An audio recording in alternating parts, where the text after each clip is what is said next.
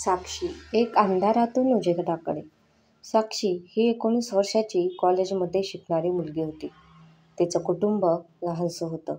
आई बाबा आणि लहान भाऊ आदित्य.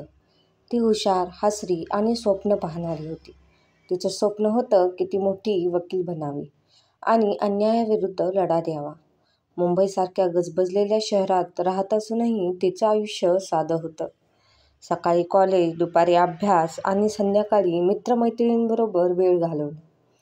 तिच्या जगण्याचा हा एक ठरलेला दिनक्रम होता.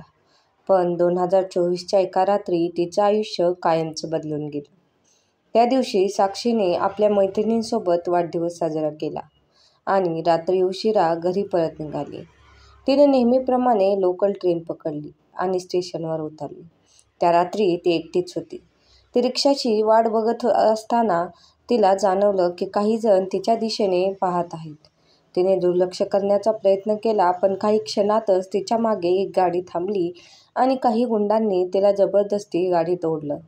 साक्षी आरडाओरडा करत राहिली, पण त्या गाडीतून संगीत मोठ्याने वाजवलं जात होतं.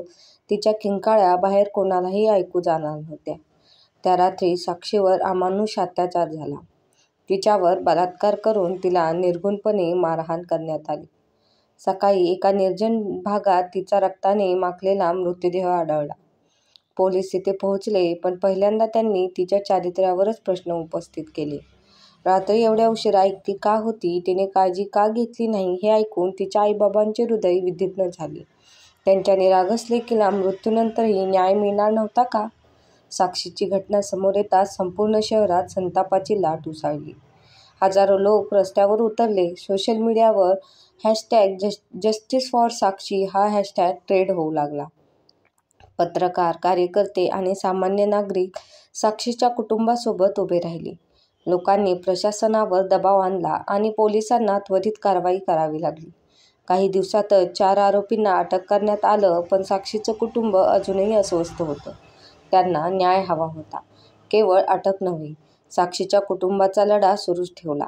त्यांनी कोर्टात केस लढवली, पोलिसांच्या निष्क्रियतेविरोधात आवाज उठवला. अखेर 1.5 वर्षाच्या लढ्यानंतर न्यायालयाने त्या गुन्हेगारांना फाशीची शिक्षा सुनावली. साक्षीला जरी परत आणता आलं नाही, तरी तिच्या आईबाबांना दिलासा मिळाला की त्यांच्या मुलीचा मृत्यू व्यर्थ गेला नाही. साक्षीची गोष्ट ही फक्त तिची नाही, तर त्या प्रत्येक मुलीची आहे जी रस्त्यावर, बसमध्ये, ट्रेनमध्ये आणि अगदी आपल्या घराच्या जवळही असुरक्षित आहे. हा अन्याय थांबवण्यासाठी आपण काय करू शकतो? 1. सजग राहा. कोणतीही संशयास्पद हालचाल दिसल्यास लगेच प्रतिक्रिया द्या. मुलींना संरक्षण नाही, हक्क पाहिजे. महिलांना फक्त सुरक्षितता नको, तर स्वातंत्र्य हवं. आवाज उठवा, अन्यायाविरुद्ध उभे राहा, पोलिसांवर दबाव टाका, सोशल मीडियाचा वापर करा. संवेदनशील व्हा.